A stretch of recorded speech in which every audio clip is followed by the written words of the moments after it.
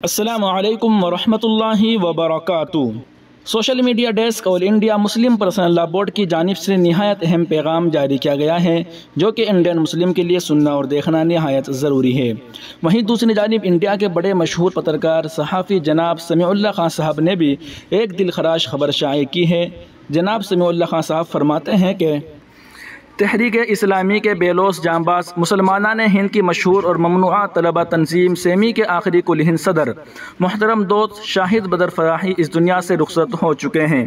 یہ حادثہ تحریک اسلامی کے حلقوں میں غم و اندوہ کا سبب ہے۔ مرحوم نہایت ایک سیرت بہادر طبیعت اور اصول پسند شخصیت تھی۔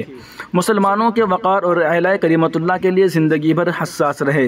انہوں نے فکر اسلامی اور تحریک اسلامی کی راہ میں قید و بند کی اذیتیں بھی برداشت کی تھی، لیکن تاعمر سنگھی امپائر کے سامنے گھٹنے نہیں ٹیکے۔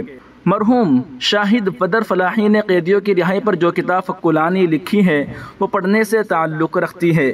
ایسے ہی پاکستان کی بہن ڈاکٹر عافیہ صدیقی پر ان کی لکھی ہوئی تحریر اہل ایمان کے لیے ایمان افروز سوغات ہیں۔ ان کی اچانک وفات سے دل مغموم ہے۔ اچھے بہادر اور بے لوث افراد رخصت ہوتے جا رہے ہیں۔ اللہ ان کی کامل مغفرت فرمائے، ان کے اہل خانہ کو صبر جمیل عطا فرمائے۔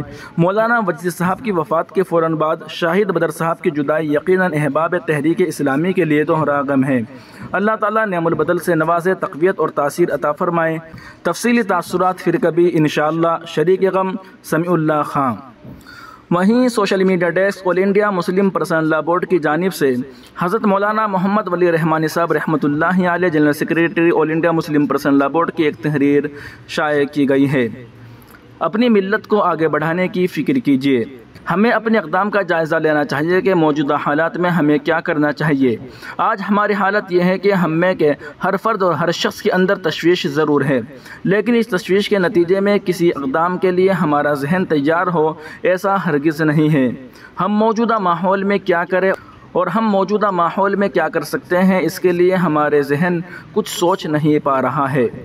مسئلہ ہمارا جو سب سے بڑا مسئلہ اس ملک کے اندر سامنے آ رہا ہے، وہ یہ کہ ہم لوگوں نے اپنی اجتماعی زندگی کو، ملت کی اجتماعی زندگی کو آگے بڑھانے کے لیے کوشش بہت کم کی۔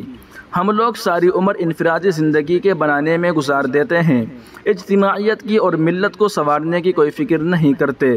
تعلیم جو سب سے بڑا موضوع ہے، اس پر بھی مدرسوں سے آگے نہیں بڑھتے۔ یقیناً مدرسوں کا بنانا، مدرسوں کا بڑھانا اور مدرسوں کے ذریعے اسلام کے پیغام کو پھیلانا عظیم الشان کام ہے، اور نئی نسل کو اسلام سے واقف کرانے کے لیے اور انہیں مسلمان بنائے رکھنے کے لیے مدارس کی خدمت اور اہمیت ہے، اور بلا شبہ مدارس نے مسلمانوں کی تعلیمی ضرورت کو بھی پورا کیا ہے، مگر تعلیم کے دوسرے بہت سے شعبے بھی ہیں جن میں بھی ہمیں آگے بڑھنا چاہیے۔